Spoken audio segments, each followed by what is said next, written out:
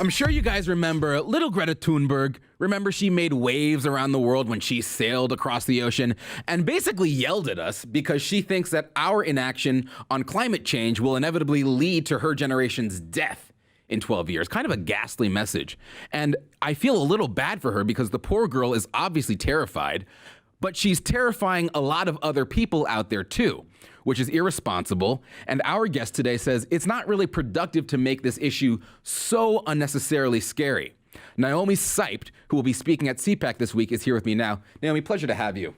Thank you so much for having me on your show. So you are from Germany. Yes, I am. Did you, how'd you get here? Did you sail across the ocean? Oh, yes, absolutely. I sailed in a plane, actually. Sailed on a plane. So not an environmentally friendly yacht. Yes. And yet you're here, you're speaking at CPAC, and a lot of people are calling you the anti-Greta. Mm-hmm. Why is that? Well, the comparison is obvious because I am a young girl myself and I talk about climate change, but I talk about the climate realist side of things, which is kind of the opposite of what Greta Thunberg is talking about. So I and other climate realists do not actually believe that CO2 emissions, specifically man-made CO2 emissions, are having such a detrimental impact on the climate or nature or the earth in general, and we don't think that we are destroying this planet by using energy sensibly. That puts you in a huge minority, especially where you come from in Germany, and you're from a small town in Germany, correct?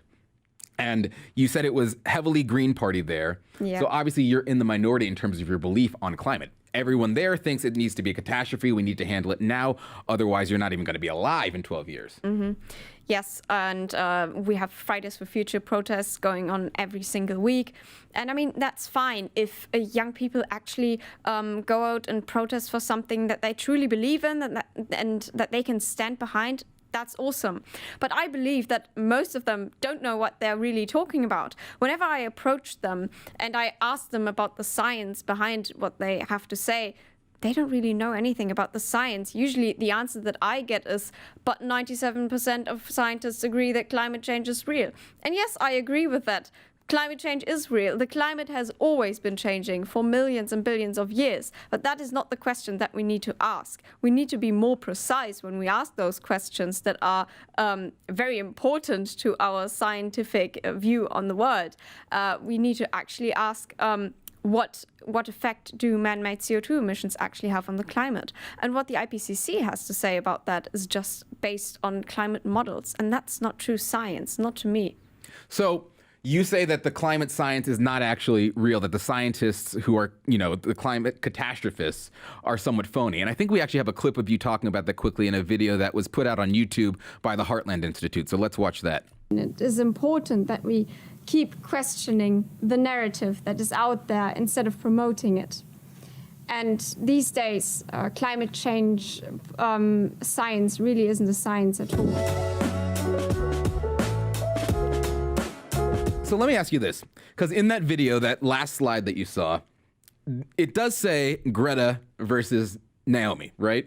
So you could see why people kind of are making this comparison. And yet I've seen another video of you where you say you don't necessarily like this comparison and calling you the anti-Greta because it makes you out to be some sort of bad guy or something. Is that accurate? Yeah, like I said, I do understand the comparison. And I think it's fine if people find out about me and my views because they stumble upon the term anti-Greta.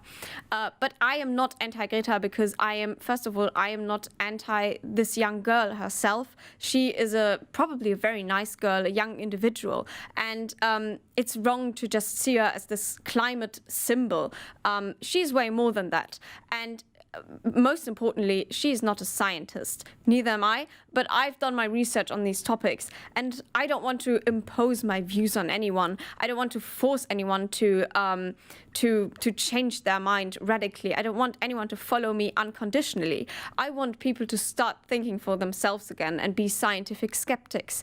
And so what Greta is doing is she's just spreading panic, and she's not on the other side of the science because, to me, there is no science behind her. The big criticism of her is that she's 16, maybe she's 17 now, but when she was getting all the media and the publicity, she was 16. And the criticism was that she is a child being exploited. I've seen articles that compare you to her in the sense that they are saying, well, the right is just taking Naomi and they're making her and they're exploiting her and they're making her a symbol for their own message. Do you feel that you are being exploited by, bigger powers on the right? I understand that too. And if I wasn't myself and I saw this Naomi on TV, I might even think that myself. Absolutely. And it's kind of frustrating to read those articles because I know that I've done my research on all of this and I've been so passionate about these topics, about climate change, about the science behind it for so many years.